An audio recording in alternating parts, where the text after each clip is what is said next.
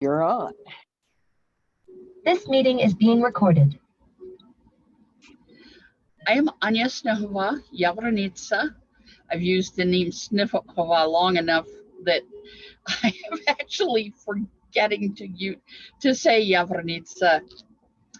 I have been a member of the SCA for a very long time. Uh, I'm a Jean de Lyon and a Gupta Song and a Magister Ithra and a Jewel of the Summits, plus some other awards, mostly because I've been around for a very long while, and also a long in strength, which tells you how long I've been around. I come from the Principality of the Summits in the Kingdom of Antir, and most often play with folks in the Barony of Aila'ntha. My persona is Czech. I was born in 1487, I was born in 1387 in Prague to a Rom mother and a Czech father. And I obviously learned a lot from them about music and storytelling, very, very Czech, where the proverb is that only humans will tell stories, only humans will dance, and only humans will make music. Of course, that's not quite true, but we try. This story, which is a retelling of an old Czech folktale, has a historical base. The town of Yakimov was the site of a very large silver strike in 1512, 150 years after the time of this tale. It fueled a lot of prosperity of the area for centuries. Agricola, the author of De Re Metallica, based a lot of his work on what he learned in this mine. The Silver Veil mine was the first of the mines in the area, and the industry of the miners' wives in making veils of silver lace may be the origin of this tale. There's more information at the link listed on the screen. So, the dream of the Silver Veil. Bohemia, when the Czechs climbed over the mountains and first lived in the land, was rich in fertile soil and plenty of water, many trees, many meadows, but the precious metals were quickly mined out, and by the time of Charles IV of blessed memory, King of Bohemia and the Holy Roman Emperor, even silver was scarce and expensive. In Prague in that day, there lived a boy, Josef, and there lived a girl, Maria, called Mashka. They played together, learned their letters together, and quarreled as young things do as they grew to adulthood. The girl's mother loved her dearly and scrimped and saved to buy silver thread to make her a wonderful veil for her wedding day, for the holy corner of her home, and to pass to our own daughters.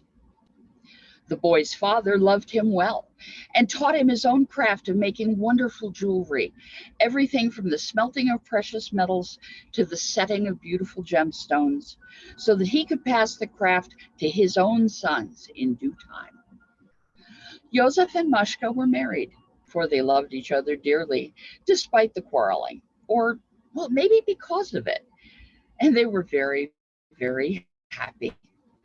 Mashka wore the silver veil on her wedding day and then hung it in the holy corner of her home as her mother had dreamed. As young people do, they dreamed dreams for themselves and for their children, for certainly they would be the wonders of the world. Josef and Mashka gave each other a son. Then they gave each other a second son, and then a third son, but never a daughter. And then Mashka died, leaving Yosef with his small boys and dreams shattered. Yosef made a small box of cedar wood and covered it with beautiful silver work and placed the silver veil in it, for it hurt his heart to see it hanging in the holy corner of the house by Mashka's picture. Each day, Yosef worked in his jeweler's shop, laboring to earn the money to feed and clothe and school his sons. Every evening, he taught his sons their letters and to grow to be good and godly men. But after they were asleep, He would go to the holy corner and open the little box and weep, saying, Mashka, how will I fulfill our dreams without you?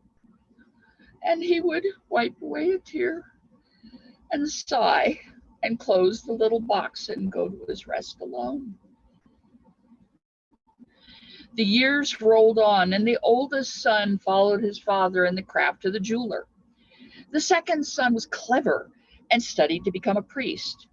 The third son, who had always been a happy child and the light of Joseph's life, found his own love, the daughter of a prosperous barley farmer, and became a brewer of fine beer. And still, each night, Joseph would open the little box and speak to his Mashka, so far away in heaven, and wipe away a tear and go to his rest alone.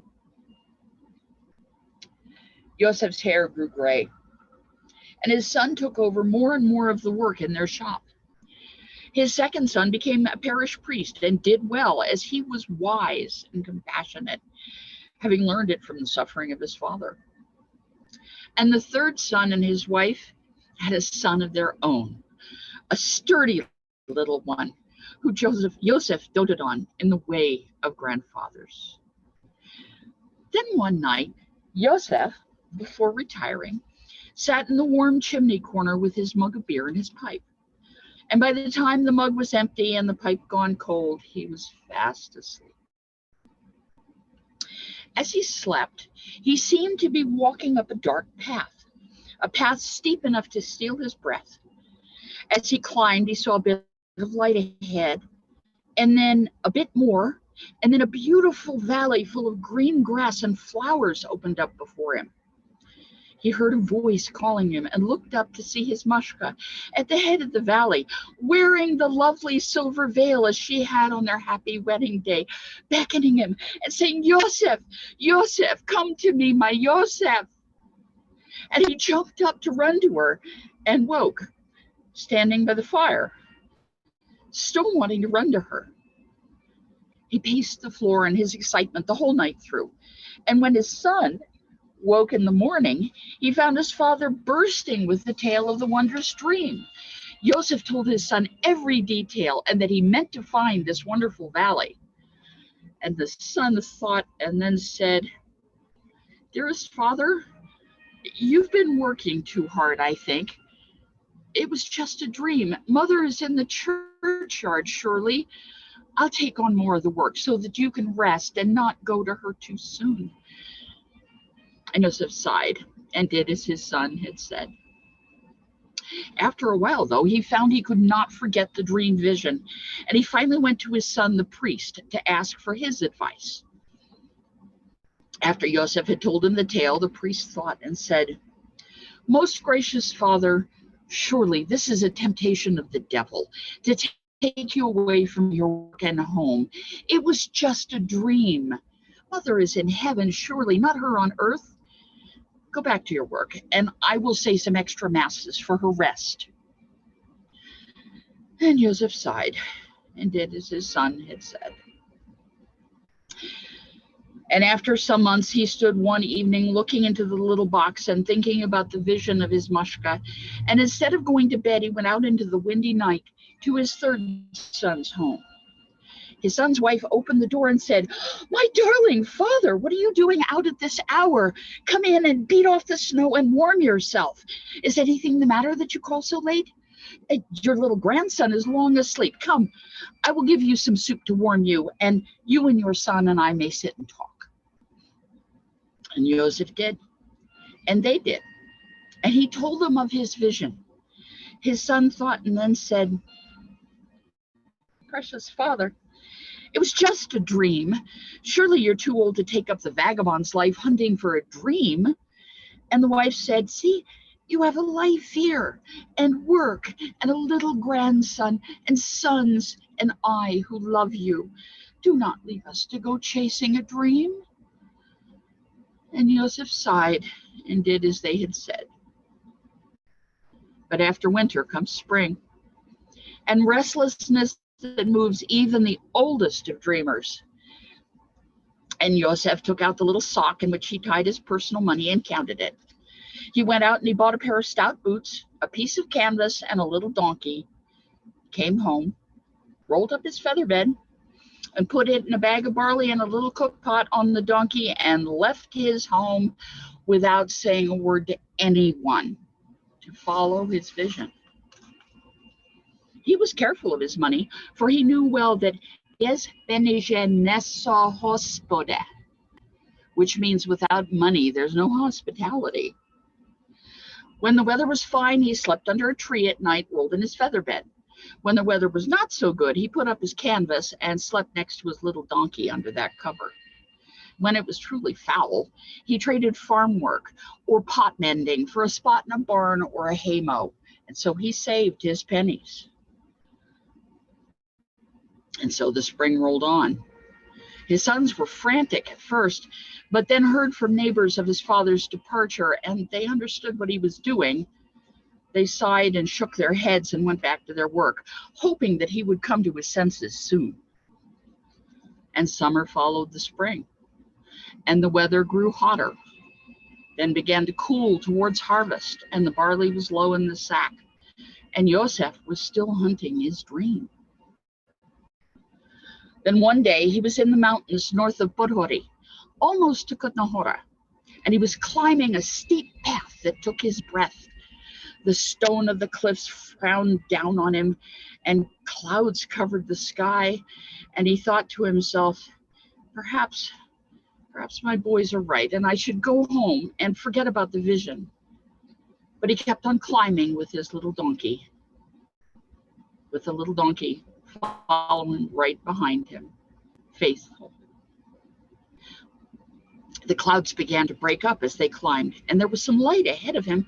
So he climbed a little farther and saw the cliffs begin to open up. As he turned the corner, there was a beautiful valley full of lush grass and flowers. And he took a few steps more, and the sun came out from behind the clouds, filling the valley with light. And there at the head of the valley, he saw the silver veil waving in the breeze. His Mashka must be there. He dropped the little donkey's lead and started to trot toward it, only to stop in his tracks and laugh at himself through his wheezing when he realized that the veil was a waterfall, sparkling in the sunshine, dazzling his eyes. Smiling at his mistake, Yosef went back for the little donkey, who was quite happy to graze on the lovely green grass, and then wandered up to the head of the valley to sit on the stones at the foot of the waterfall, idly picking up rocks and tossing them into the pool. Soon the snow will fly, he thought, and I must be home when that happens. I don't wish to die of the cold, dream or no. Oh, Mashka. And as he went to toss another rock, he stopped and stared at what he had in his hand. Is that silver ore? He trotted back down to the little donkey and pulled out some tools and tested the rock. Well, yes, it was. And he trotted back up to the waterfall and tapped and tested the rock all around. Yosef slept by the waterfall that night, and after thinking hard, in the morning he packed up his things and took the little donkey with him to a village that he had passed through on his way up in the mountains. He inquired as to who owned the little valley, and then asked directions to the home of the Baron, who was the owner. When he got to the Baron's, he inquired of the steward whether the little valley might be sold and how much it would cost to buy, as he had taken a fancy to it. He was told it would cost 30 ducati, 30 golden wheels of the king. Those are big coins. A lot of money for a small parcel of land. He said that he would return with the money very soon and headed back toward Prague. When Yosef arrived, you can imagine the scolding he got from his sons. I don't have to tell you that they were unhappy with the way that he disappeared, and for so long. He listened to them, all three, and played with his little grandson and ate well of the food that his daughter-in-law cooked for them all, and just smiled. In the evening, when everyone was heading home to sleep, he went to the holy corner and took out his little box, and then went out again to the house of a childhood friend his childhood friend Francis, who had done well in business in his life. Francis said, "What on earth have you been doing all summer? Come and sit and have some beer and we'll talk." So Joseph told him about his travels, but only that he had found the place of his vision, not what it held. "My old friend, you know this box and what it contains and how precious it is to me, holding the dreams of my Mashka and myself. Will you loan me 30 ducati and hold this for me? I will redeem it as soon as may be, by next spring at the latest." Francis looked at him and he said, "Are you sure about this? That's a lot of money. What are you going to do with it?" Joseph said, I can't tell you until it's certain, but you will see it. I give you my word." And Francis stopped and he thought, and he gave him the 30 ducati and shook his head as his friend was heading home, thinking that maybe his old friend had grown crazed with age. But what was a friend to do? So before dawn, Joseph packed up the little donkey, his feather bed, more tools, another small sack of barley, and the 30 ducati, and headed back out after buying another pair of stout boots in the market, since the ones from spring were nearly worn out, and a pair of stout saddlebags for the little donkey, and then counted his pennies, and bought a second little donkey and saddlebags for him too. Joseph went straight to the Baron's home, paid the ducati, and left with the papers proving his ownership of the little valley, leaving the Baron and the steward shaking their heads at his folly. He went right to the valley and, as quickly as he could, picked up every bit of the silver ore that he could find, then spent some time picking ore out of the rock behind the waterfall, just enough to fill all 4 saddlebags, and then turned right around and headed home just as the mountaintops began to whiten with the approaching winter. Well, Joseph got to listen to his son scolding him again, but he took it in good part and spent the winter talking with his sons, playing with the now 2 grandsons, smelting his ore and creating lovely things of it. In the late winter, he paid back the ducati to Francis and explained what he had been doing for the previous year based on his dream. Francis was amazed, and he returned the little box with the silver veil and congratulated him. In the spring, he sold the last of the pieces that he had made of the ore, and this time, having explained to his sons where he was going and what he was doing, he left again, never to return to Prague. Joseph lived out his life in a little house built near the head of the Silver Veil Valley, developing the mine, giving his children and grandchildren much so that they could fulfill their dreams, creating work and wealth that fulfilled many others' dreams, and through what he paid to the king in taxes, helping to build the Charles Bridge, Karlstein, and many other wonderful things. And at the end of his time on earth, he lay down on the little bed, holding the silver veil in his hands. He received the last rites and then went to be with his Mashka. At last, at long last, at the end, a life lived well that fulfilled many, many dreams. And I know this to be a true tale, for I ate at their table, drank at their feast, and danced at their wedding.